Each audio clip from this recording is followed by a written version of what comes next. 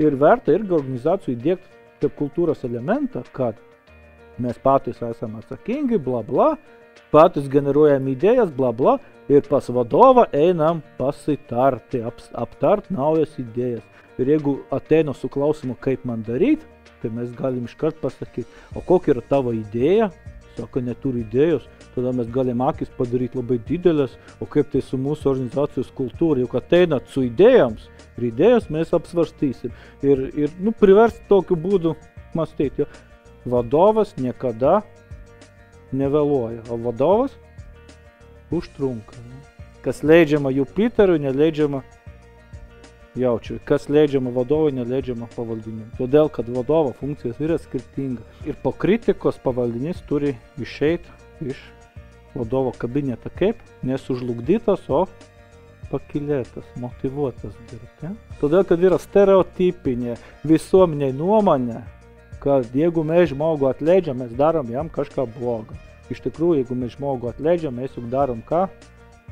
Jam gerą. Tai atleidimas yra gėris. Jeigu yra pilna stiklinė, tai aš nežinau, ką daryti. Žinot, yra žmonės tuščios stiklinės, arba yra pusiau tuščios, bet yra pilna, nieko nepils ir pilna. Žmogus įstikinęs, kad viską žino geriausia ir augimo ko gero nebus. Tada ką reikia?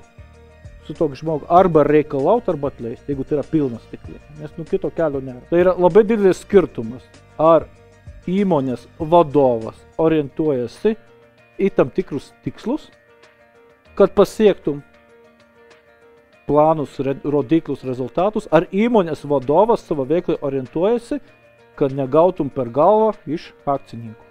Juk į ką mes koncentruojamės, tą mes gaunam. Jeigu mes koncentruojamės į tikslą, mes gaunam tikslą. Jeigu mes neduok Dieve, kad būtų problema, kaip taisyklė, problema ir bus. Ne?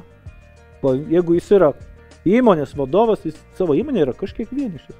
Tada, kai jis negali tam pačiam lygmenį bendrauti. Jis negali dalintis tiek pat informacijos, kaip gauna iš pavaldinių. Net ir įmonės vakarėlis vyksta. Vadovas turi būti.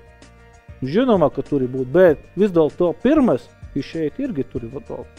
O ne iki pergalingo galo, kai visi nulūžta, kaip aš galiu atlaikyti, jūs čia visi. Parodysiu, kas čia lyderis, kas daugiau gali išgerti. Seminaras mums patiko. Taip, labai patiko, čia ne pirmas, kuriame esame. Ir labai smagu, iš tikrųjų, ir lektorius geras, ir bendrauja visą laiką klausimus, galima užduoti. Nebūna taip, kad ten tik šneka ir tu nieko negali. Aš prieštrauju, gali čia viską pasakyti. Smagu, iš tikrųjų. Taip, ir svarbiausia, kad pateikia pavyzdžius, kurias galima realiame gyvenime pritaikyti. Ir kurie jau yra pritaikyti ir veikia. Taip, ir dar pats pasitikrina, ir tikrai taip darai ir nedarai. Ir aš to niekaip nepadarau. Ko ir žinai. Ir dar pasakė. Ir nieko nepadarai, ir tada paskui pagalvoja, ką čia dabar padarysi po seminaro ir taip prieki. Tai va, tikrai ačiū.